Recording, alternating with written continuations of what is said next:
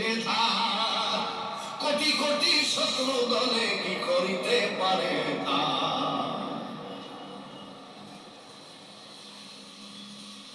জবান খুলে দিল। আবু জেহেল, তুই কথা বলছিস বলে, হ্যাঁ উঠছিস কেন? তুই তো এতদিন তোকে লালন পালন করছি, তুই তো বেয়াদবি করিস, আজকে তোকে মাইরে পিঠ ফাটাই দিলাম, উঠিস নি কেন? দেহ ফাটা নিয়ে চোখ ভরা পানি নিয়ে বলছে, শোন কাফের, শোন, তোর চাবুকের আঘাতে আমি ঘোড়া যদি মরেও যাই আমি উঠবো না। বলে কেন? যাকে পয়দা না করলে পৃথিবী পয়দা হতো না, সেই রহমাতাল লিল আলামিন পৃথিবীর নেতাকে বেয়াদবের মতো পিছে বসালি।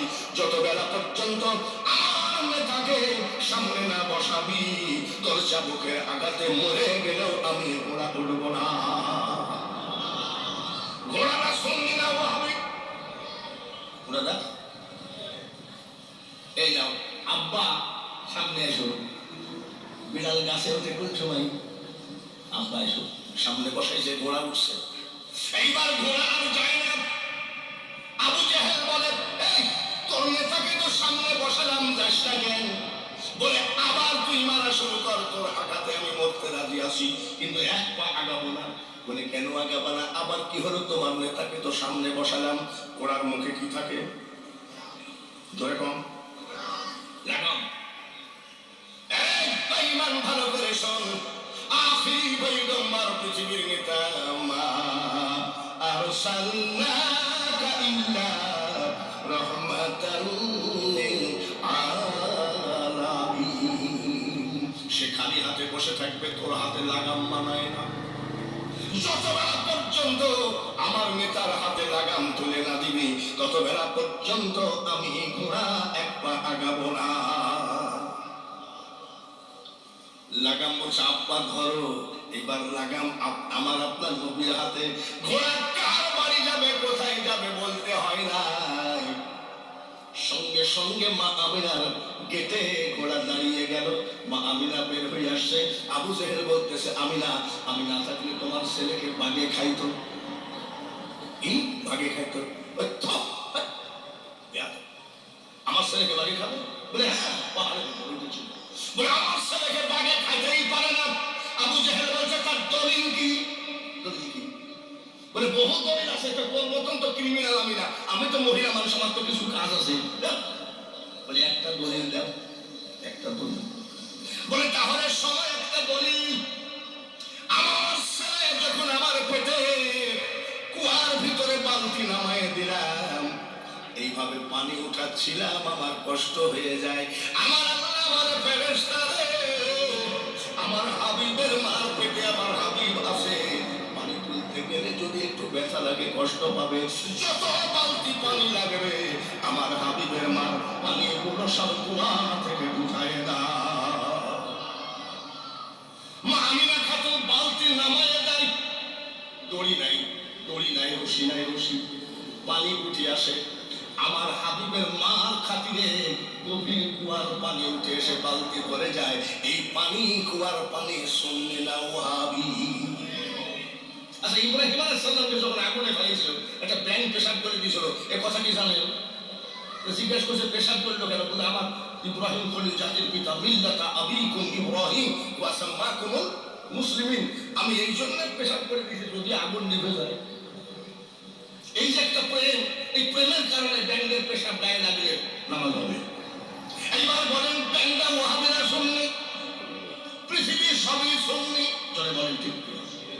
চন্দ্র এবং সূর্য তর্ক বেঁধে গেল। চন্দ্র বলতেছে, সূর্য রে, আমাকে আল্লাহ কত সুন্দর ভালোবাসে।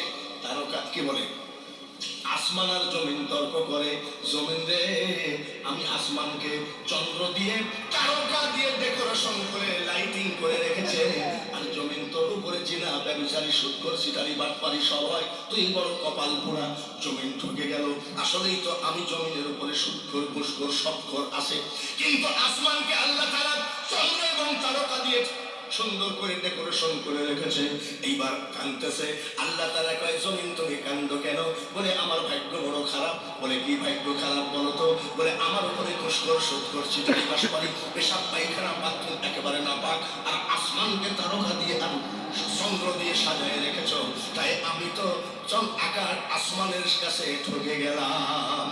আমার আল্লাহ বলে জমিন না, আসমানকে ডেকে বলো তুমি জিতো নাই, তুমি ঠকেছো। বলে কিরকম?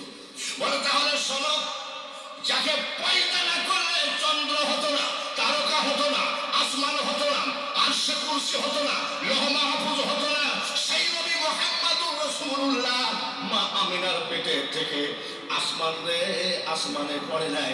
আগে সর্বপ্রথম আমি জমিনের উপরে সেজদা দিয়েছে। এইবার ভালো করে বুঝে নে, আমি জিতলাম না তুই জিতলি, বুঝে নে। নবীজি যখন দুনিয়ায় আসেন সবে, টাইমটার নাম কি? সবে রাত না দিন? কি কর রাত বলে বাবু, আপনার হাবিব যেন রাতে আসে। দিন কান্দে আল্লাহ, আপনার হাবিব যেন দিনে আসে। রাতে আর দিনের ভিতরে বিশাল ঝামেলা। আল্লাহ তাআলা এমন একটা টাইমে নবীজি দুনিয়ায় পাঠালেন। রাত কয় আমি ধন্য হয়ে গেলাম, আর দিনও কয় আমি ধন্য হয়ে গেলাম। একটা করে কোনটা আপনি দেখবেন যে আমাদের সাথে কোনো মিল আছে? চলে বলেন নবীজির সাথে আমাদের কোনো মিল আছে? ওর একটা আয়াত পাইছে কুলিন নামা আনা বাশার। আরে আনা বাশার, তারপরে একটু আগা মিসলুকুম ইউহা ইলাইয়া আন্নামা ইলাহুকুম ইলাহুন ওয়াহিদ। এই যে একটা আয়াত ওরা নিয়ে একেবারে বিশাল মস্তানি, ওর ইন্নামা আনা বাশার, কিন্তু মিসলুকুম উপমা স্বরূপ। এটা আমি যদি বলি মিসাল স্বরূপ, আমি যদি বলি স্বর্ণের মতো, তাহলে কি আপনি স্বর্ণের দামে কিনবেন?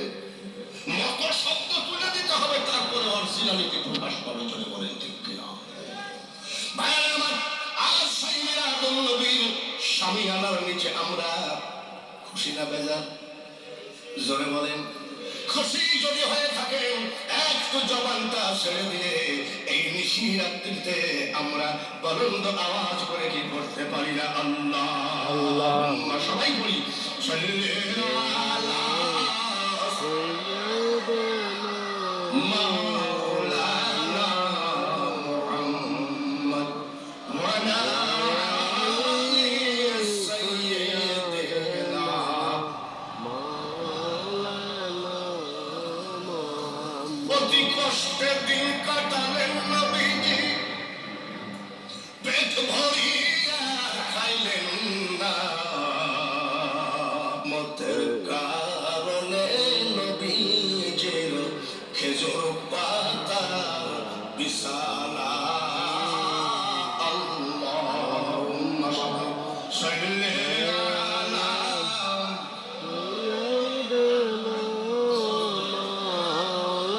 মাওলানা ওয়া আলি